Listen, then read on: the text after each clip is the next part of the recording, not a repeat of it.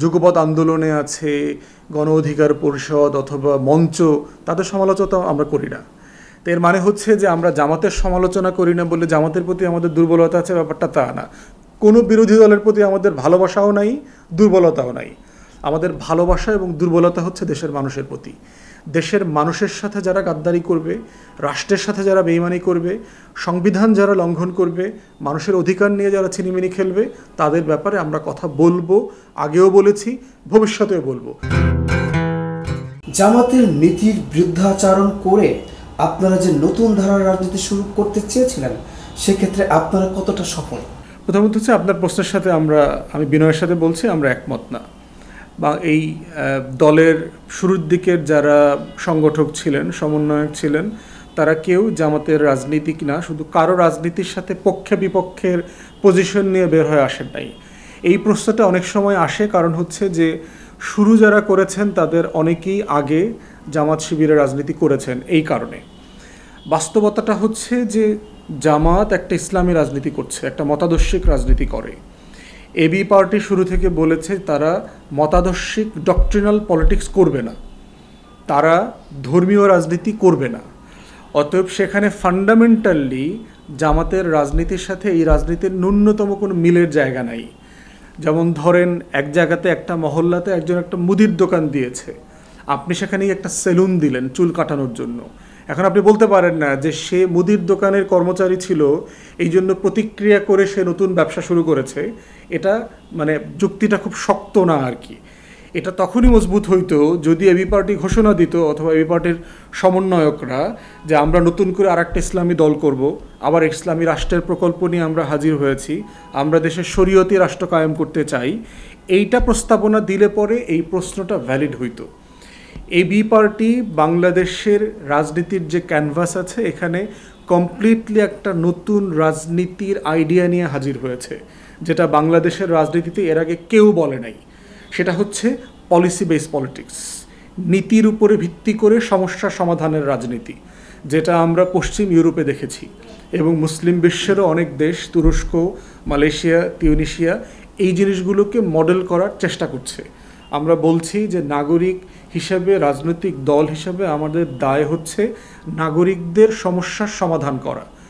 আজকে প্রচণ্ড বৃষ্টি হয়েছে, ঢাকা শহর ডুবে গেছে, এবং এই যে বর্ষাকালে আপনারা দেখতে পাচ্ছেন প্রত্যেকটা শহর, চিটাগং থেকে শুরু করে 3 ফিট 4 ফিট পানি জমে যাচ্ছে। তো আমাদের রাজনৈতিক দল হিসাবে আমাদের দায় হচ্ছে এটাকে অ্যাড্রেস করা, এটা সমাধান কি। বাংলাদেশে কোনো ওয়েস্ট ম্যানেজমেন্ট সিস্টেম নাই। কোরবানির সময় দেখেন সারা বাংলাদেশটাকে একটা কসাইখানায় পরিণত করা হয়েছে, পুরো বাংলাদেশটাকে একটা হাটে পরিণত করা হয়েছে। ঘরে ঘরে, গ্যারেজে, ফুটপাতে গরু ছাগল রাখা, জবাই করা, মনে হচ্ছে পুরো বাংলাদেশ একটা কসাইখানায় পরিণত হয়েছে। তার মানে আমাদের কোরবানির কোনো ম্যানেজমেন্ট নাই। আমাদের রেগুলার যে ময়লা হচ্ছে, বর্জ্য ব্যবস্থাপনার কোনো সিস্টেম নাই। রাস্তার পাশে পাশে দেবেন বাগার জমে গেছে। বাংলাদেশের স্বাস্থ্যসেবা খাত ধসে পড়েছে। আপনি যে কোনো মেডিকেল কলেজে, ঢাকা মেডিকেল কলেজে যান, দেখবেন যে ফ্লোরে শত শত মানুষ শুয়ে আছে, কোনো সার্ভিস সিস্টেম নাই। রাজনৈতিক দলের কাজ হচ্ছে এই সেবাগুলো প্রোভাইড করা, এবং আমি কিভাবে প্রোভাইড করব এইটার নীতি, স্ট্র্যাটেজি, কৌশলপত্র তৈরি করা। অতএব সেই রাজনীতিটাকে আমরা বাংলাদেশে হাজির করছি, যেই রাজনীতিটা বাংলাদেশে অনুপস্থিত। আমরা বলেছি যে আমরা অতীতের রাজনীতি করব না। বাংলাদেশের বড় রাজনৈতিক দলগুলো দেখবেন যে তারা 30 বছর, 40 বছর, 50 বছর আগে বাস করে। 2024 সালে বসে সে 1971 সালে রাজনীতি করে। আওয়ামী লীগের প্রত্যেকটা পোস্টার দেখেন, এখনও শেখ মুজিবকে তারা বিক্রি করতে হয়। শেখ মুজিব ইতিহাসে গুরুত্বপূর্ণ মানুষ, কিন্তু 24 সালে উনি তো প্রাসঙ্গিক না। আমার ময়লার ভাগাড় জমে গেছে, আমার হাসপাতাল রিফর্ম করতে হবে, আমার গরিব মানুষ খেতে পায় না, তার চাকরি নাই, শিক্ষিত বেকার যুবকের সংখ্যা লক্ষ লক্ষ হয়ে গেছে। এই মানুষের সমাধানে শেখ মুজিবুর রহমান কি করবে? সে তো আজকের আলোচনায় প্রাসঙ্গিক না। তাহলে অতীতের যাদের অবদান আছে তাদেরকে আমরা শ্রদ্ধার সাথে স্মরণ করছি, কিন্তু বর্তমানের রাজনীতিটা অতীতমুখী হইতে পারবে না। রাজনীতি একটা ভবিষ্যৎমুখী জিনিস, গাড়ির ড্রাইভিংয়ের মতো।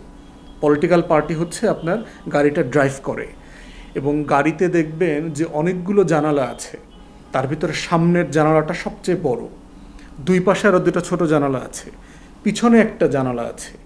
কিন্তু ড্রাইভার দেখবেন অধিকাংশ সময় সামনের জানালার দিকে তাকায় থাকে। সে যে পিছনের জানলা দিয়ে দেখে, সে কিন্তু ঘাড় ঘুরায় দেখে না, সে সামনে যে ছোট্ট একটা জানালা আছে, উইন্ডো আছে, ওটাতে করে পিছনে দেখে। ড্রাইভিং সিটে যারা বসবেন তারা হচ্ছে রাজনৈতিক দল এবং কর্মী। তারা পিছনের জানলা দিয়ে দেখে দেশকে সামনে এগিয়ে নিতে পারবেন না এবং পারেন নাই। আওয়ামী লীগ সহ বড় বড় রাজনৈতিক দলের ব্যর্থতা হচ্ছে তারা বাংলাদেশকে রাজনীতির যে ড্রাইভিং সিট, এখানে বসে পিছনের উইন্ডোর দিকে তাকায় গাড়িটা চালান।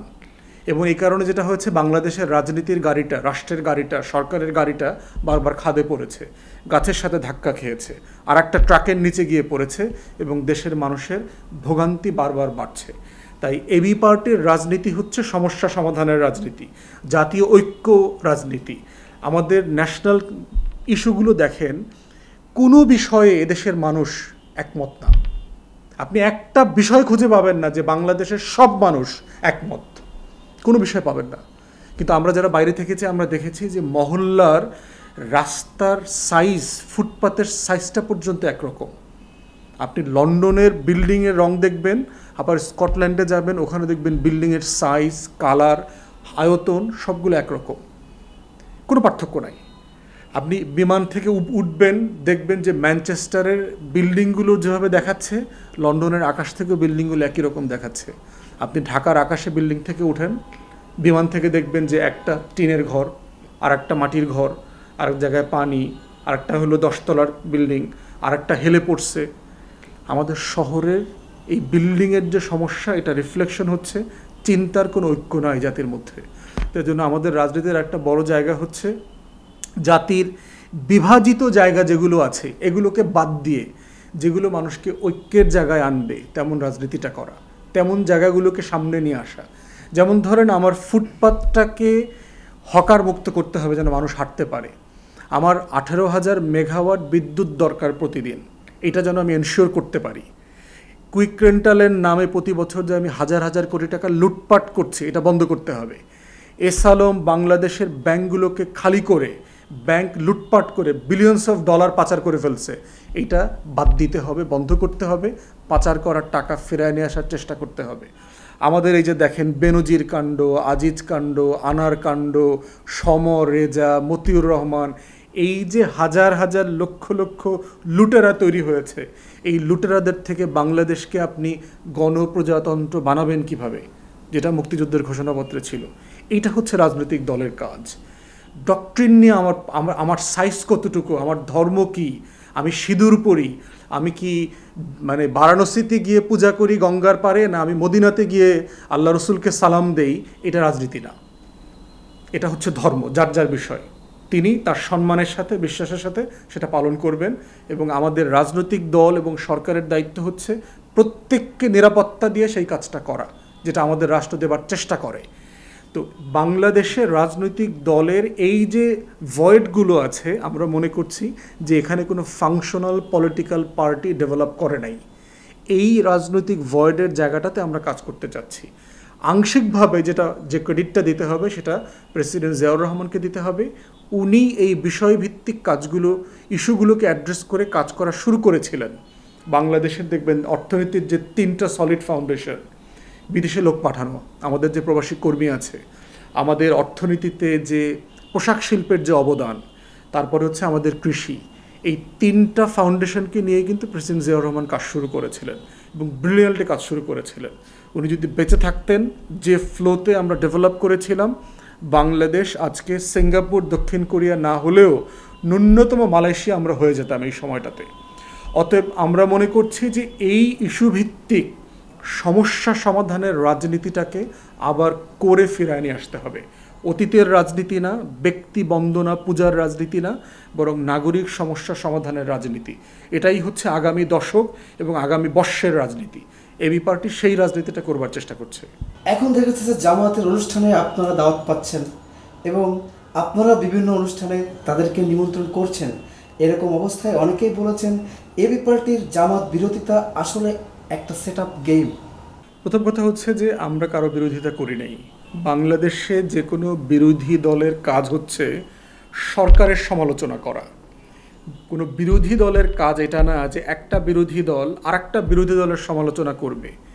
কারণ হচ্ছে রাজনৈতিক দল এক্সিস্ট করে সরকার সাপেক্ষে, যে সরকার কী ভুল করছে সেই বিষয়গুলো নিয়ে কথা বলা, সমালোচনা করা, জনগণকে সচেতন করা এবং সেটা সমাধানের পথ বাতলে দেয়া। অতএব শুরু থেকেই আমরা বলেছি, আমরা তো বিএনপি সমালোচনা করি না। আমরা তো এই যে আপনার যুগপৎ আন্দোলনে আছে, গণ অধিকার পরিষদ অথবা মঞ্চ, তাদের সমালোচনা আমরা করি না। তো এর মানে হচ্ছে যে আমরা জামাতের সমালোচনা করি না বলে জামাতের প্রতি আমাদের দুর্বলতা আছে, ব্যাপারটা তা না। কোনো বিরোধী দলের প্রতি আমাদের ভালোবাসাও নাই, দুর্বলতাও নাই। আমাদের ভালোবাসা এবং দুর্বলতা হচ্ছে দেশের মানুষের প্রতি। দেশের মানুষের সাথে যারা গাদ্দারি করবে, রাষ্ট্রের সাথে যারা বেইমানি করবে, সংবিধান যারা লঙ্ঘন করবে, মানুষের অধিকার নিয়ে যারা ছিনিমিনি খেলবে, তাদের ব্যাপারে আমরা কথা বলবো। আগেও বলেছি, ভবিষ্যতেও বলবো। ভবিষ্যতে যদি বিএনপি ক্ষমতায় আসে, বিএনপিও যদি এইভাবে রাষ্ট্রের আইন অমান্য করে, সংবিধান লঙ্ঘন করে, গুম খুন দুর্নীতি অব্যাহত রাখে, বিএনপির সমালোচনা আমরা করব। আমাদের রাজনীতির মোদ্দা কথা হচ্ছে, এখানে কেন্দ্রবিন্দুতে হচ্ছে জনগণ, জনগণের অধিকার, জনগণের ন্যায্যতা, জনগণের পাওনা দায় দেনার বিষয়ে। যে লঙ্ঘন করবে তার আমরা সমালোচনা করব।